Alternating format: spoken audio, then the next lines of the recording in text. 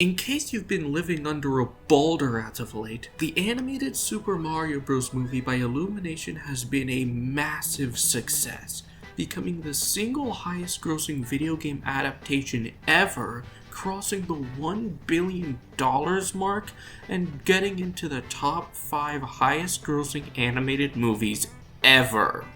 Needless to say, this movie's insane success will eventually lead studios for years to finally start adapting video games into movies that don't completely misunderstand the point of the original. So with that being said, we should look back at a previously massive success from a video game movie, which was Sonic the Hedgehog 2. On the one hand, I could have compared this to Sonic 1, but we both know that that would not be fair at all. Regardless, Sonic 2 was also a massive success on release, and the lead up to the Mario movie has drawn some people to compare the two. Some of these comparisons were a little stupid, and it's a little odd that people were fighting Sonic before Mario even released, but since it finally did and got as big as it did, I thought, why not? Let's compare them. So I'll be comparing them both as movies and as video game adaptations. Also, spoilers for both Sonic 1 and 2 and the Mario movie. So without any further ado, let's get this shit rolling. Now, in terms of story, Sonic already has the upper hand here, because compared to him, Mario never really has a story in their games. There are like 3 mainline Mario games with an actual atmosphere, and 1 with the slightest iota of character development. So they did not have much to work with for their movie. I kinda thought the appeal of the Mario movie in the first place was giving them the chance to have a story. Plus, it's not like the Mario characters have never been in a good story before. The Mario RPGs consistently told good stories both in the past and the present. But what we got here in this movie was not great. I like the stuff at the very beginning with Mario and Luigi in Brooklyn. I like their struggle of starting their own plumbing business, their relationship with their family and their older boss, and the insecurities both brothers have about their future. So far, so good. But then the Mario Bros get isekai'd into the Mario world, and the story shifts into maximum overdrive. The pacing in this movie is lightning fast. Nothing is ever given time to sit and breathe to make these interactions feel natural or be built upon in any meaningful ways. Here are some examples. When Mario enters Peach's castle after being considered suspicious by the Toads, Peach immediately trusts him to help her fight Bowser because he's another human.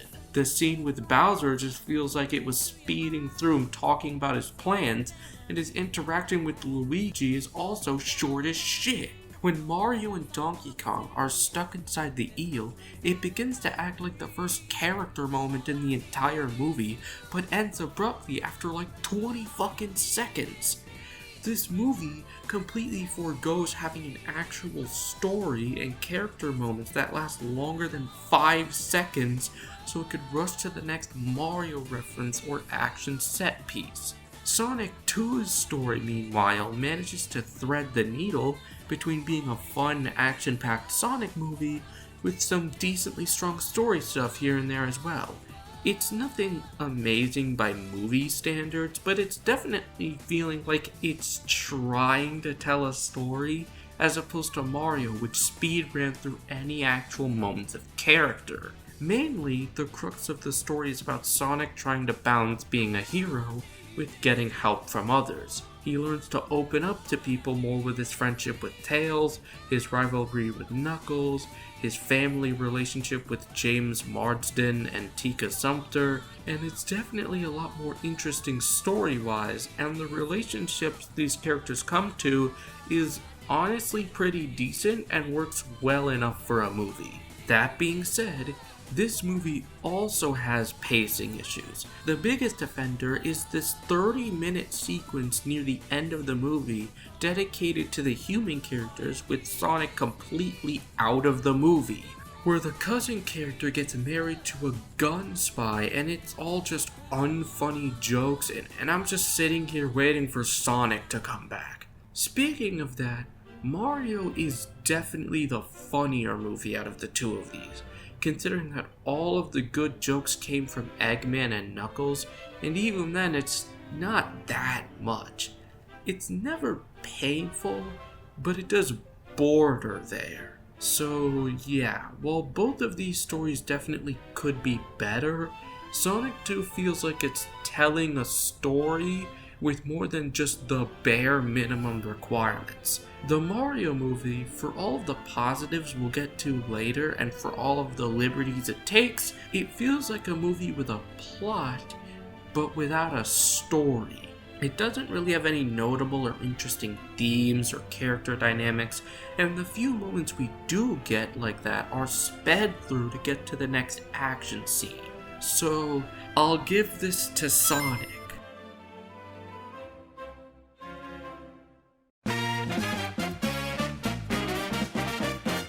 When talking about the characters in this movie, it's usually tied to a byproduct of how the stories are, which is to say they're entertaining, but to varying degrees. Let's talk about Mario again first. Mario in this movie starts out very incompetent and insecure, but slowly grows to gain that confidence throughout the movie. Now, there's a very important distinction to be made here, because in terms of how they act, movie Mario is completely different to video game Mario.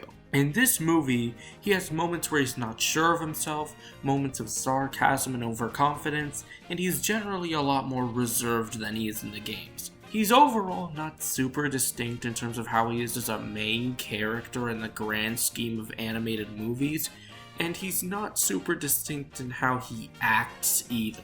And speaking of which, let's address the Emmett Lego movie in the room, which is Crisp Rat. Koopas! I think while he does get some good chuckles from the delivery of some of his lines, I don't really feel all that strongly for him in the movie. I don't really think he knew what he wanted to do with his voice in this movie, so it switches between Italian, Brooklyn, and just his normal fucking voice. Koopas! I got used to it sort of, but I still think that a more distinct and overall consistent voice direction for movie Mario could have made it a lot better. And it's really annoying to be listening into Mario and just hearing fucking Star-Lord. Meanwhile, Charlie Day Luigi's a lot better than I thought he'd be, and he exemplifies Luigi's manic energy well, and his relationship with Mario is really wholesome. He is, unfortunately, criminally underutilized, as Peach and Luigi kinda switch places in this movie, so we don't see him that much. So, let's talk about her then. Peach in this movie is definitely one of the more interesting versions of her. She's probably one of two characters I'd see as a clear and direct improvement over how she is in the games, as she can be snarky, confident, and she does more than just kinda stand around. Plus, showing her backstory and her motivations in this movie is another liberty that I think it handles pretty well, and the bond she forms with Mario is really sweet. Anya Taylor-Joy's performance is kinda meh though. It's not bad by any stretch, but it feels like she didn't really put her all into this performance. Toad's presence in this movie was a lot more palatable than I thought, and he never got too annoying. But Keegan-Michael Key didn't really do a good Toad voice, and Toad didn't really make a difference on the story at all. Especially in contrast to Jack Black Bowser, who is easily the best character in the movie by a country mile. He portrays the goofiness of the villain super well while also being a really good looming threat. While I wish Bowser and Mario would meet more than once before the end of the movie, it makes the moment where they do meet and all the shit that happens with Bowser so entertaining. All of the best moments in this movie come from him, and Jack Black nails the performance. Donkey Kong also forms a kind of rivalry with Mario, but it's also not super fleshed out, and Seth Rogen does a serviceable enough job. I also think he's pretty underutilized, especially with his relationship with Cranky. Overall, the Mario characters are, for the most part, fine, but they definitely could have been fleshed out and acted better, with the sole exception of Bowser, who is the peakest character in cinematic history. Now, Sonic, on the other hand, takes a much more interesting approach with its characters. I honestly really like how Sonic is written here, and tying aspects of his backstory from the first movie with an actually solid character arc about how he's too overconfident and doesn't seek help because he feels like he doesn't need it is honestly a pretty good choice. Definitely more in line with the Sonic we know and love from the 3D games, and Ben Schwartz does a good job as ever. Tails in this movie is also pretty good. He's about as innocent and charming as he is in the games and voiced really well by Colleen O'Shaughnessy. I mean, I'd hope so, she's the video game voice actor. While most of the human characters are very whatever as per usual, none of them are really all that annoying, and the only problems I have with them are that we just see them too much. Where the movie really shines though is through Eggman, Knuckles, and Agent Stone. Eggman was already the best part about the first movie, and he's both funnier in this movie and a lot more of an active threat. Agent Stone is as delightfully entertaining as he was in the first movie, and I love how they're just not even subtle about his relationship with Eggman anymore. From him getting jealous of Eggman spending time with Knuckles to the 15-minute graphic sex scene he has with him, either way, he's great. But honestly, it's Knuckles who is the best character in the movie. Not only does he get the best jokes, not only does he serve as a great rival and companion to both Eggman and Sonic, not only is he acted to perfection by Idris Elba, but his arc throughout the movie, and especially how his backstory with the Echidna tribe ties back into the owl dudes from the first movie, is really compelling. I feel for this dude, and I really love Sonic, Tails, and Knuckles acting as an actual team at the end. Their dynamic is pitch perfect. You could argue that it's because some of them benefit from having an entire other movie to build up their personalities, but if it means anything, Jack Black is individually better than everyone in the Sonic movies, even if the cast as a whole is better. I think Mario characters have the potential to improve in future movies, but they need to be put in one that's a little more interested in developing these characters than not at all.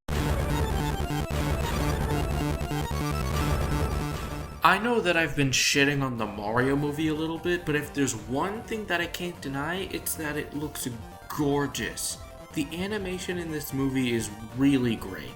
Not just on a technical level with the lighting and the textures and stuff, but the movie in general just looks really good. I love the action scenes in the movie and how they're choreographed and set up, and I especially like how well shot and edited the Rainbow Road races.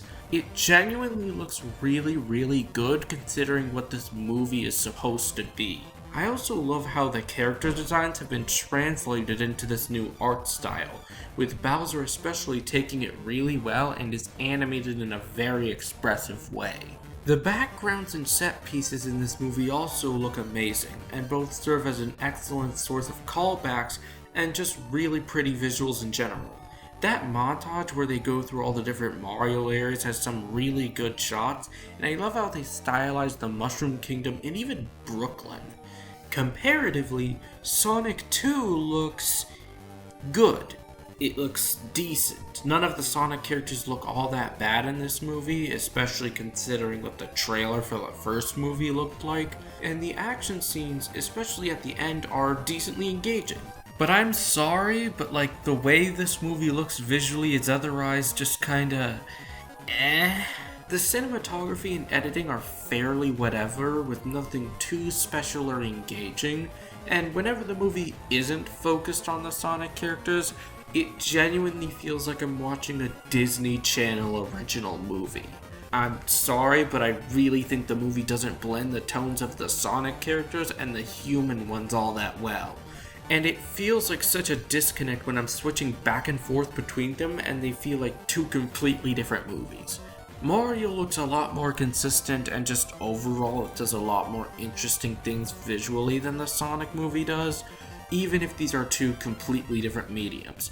I just vibe with how Mario was executed than Sonic in this case. It could have definitely looked worse, we know that for sure, and it doesn't even look that bad, but I think the stuff Illumination did with Mario here was really well done. Now, for those who don't know, I take a piece of media's music very seriously. It can help make a movie a lot more iconic and excellent than it already is, and has a chance to sour a movie pretty heavily. It's an incredibly important aspect of a film for me personally, and so that's why when comparing these two movies that are also video game adaptations, another medium which I take music seriously for, I felt like it was best to comment about this separately. Especially to ask this simple question. What is this quilly blue fuck doing? I'm sorry, but as good as the Sonic movie is, its soundtrack is so disappointing on multiple fronts. First, let's get this out of the way because it's an issue with both of these movies. The licensed music. Yes, it is a modern Hollywood kids movie, so licensed music is something to be expected, but god damn do some of these music choices in these movies get on my fucking nerves. On the Blue Rats end, they play Ice Cube, Bruno Mars, and more in this movie. These songs are good, but they don't fit the Sonic movie all that well, and other musical choices don't enhance these scenes either. Now, granted, Mario playing Take On Me when entering the Donkey Kong jungle instead of a completely fine original track that they already had recorded is also bad. So like, rip that. This isn't Shrek, this isn't Guardians of the Galaxy, this isn't Spider-Verse. The licensed music doesn't enhance either of these movies in any meaningful way, and the choices feel incredibly surface level.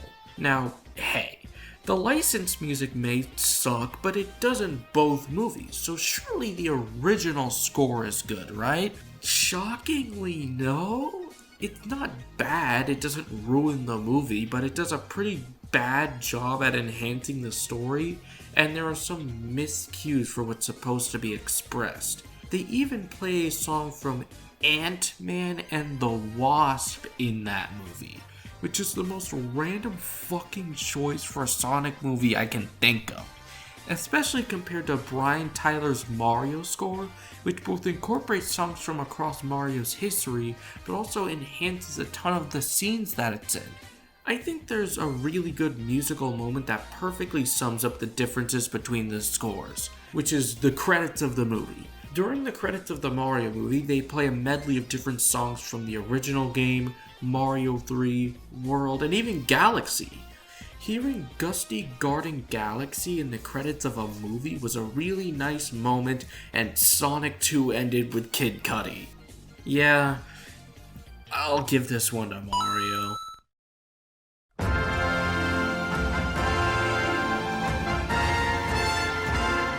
Now, I've been very purposeful with the choice to make this the deciding factor between the two. Because as movies, the Mario movie and Sonic 2 I'd say are about as good as each other, which each movie doing the thing well that the other does poorly. If you're going into these movies just as movies, then I think despite its issues, Sonic 2 is a better story, even if it's a lot less consistent. So if you want just that answer, then there it is. But I got to say, as a video game adaptation, I really think the stuff done with the Mario movie is really fucking cool. The Mario movie benefits from being a great melding of aspects from Mario's games with completely different creative teams and visions into a single consistent world. The Brooklyn stuff comes with references to characters from Wrecking Crew, old scrapped Miyamoto designs, and other NES games like Punch-Out and Kid Icarus. And of course, the Super Mario Bros. Super Show theme. We're the Mario Brothers! Hearing that in the plumbing commercial was already amazing, but seeing the whole thing in the movie was something I was really happy about. Then, in the Mushroom Kingdom, it gets cranked up to fucking 12. I already talked about the music, but so much of the world's design and consistency with stuff taken from across the series is so cool to see. I like how they take elements from different games and make it all feel like one straight continuous world, and it's done very well. On the other hand, despite being more inherently story-focused, as an adaptation of Sonic, Sonic 2 works decently.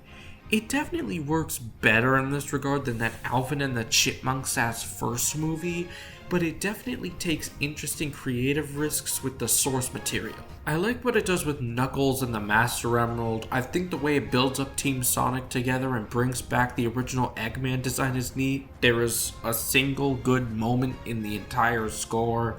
I like how they handled Super Sonic in this movie, and it definitely keeps the tone of Sonic a lot better than the first one. But where the movie kinda loses me is that I don't mind the fact that there are humans, because Sonic games in the past frequently had human characters in a mostly non-intrusive way, but like I mentioned before, they spend way too much fucking time on them, especially in that extended sequence I mentioned earlier. It legitimately stops feeling like a Sonic movie and more like a Lifetime original movie, even if it does find a way to weave in Gun really nicely. Speaking of which, I gotta say, compared to Sonic 2, the Mario movie's post-credit scene is lame as fuck. No, not that one, the second one. It just shows the inside of a pipe before cutting to a Yoshi egg, which is someone who we already saw in the movie and the trailers, and then they play Yoshi Sound.mp3 from 1997. Compared to that, we got Shadow in the Sonic movie, and despite what the funny-ass Twitter videos would like to make it out,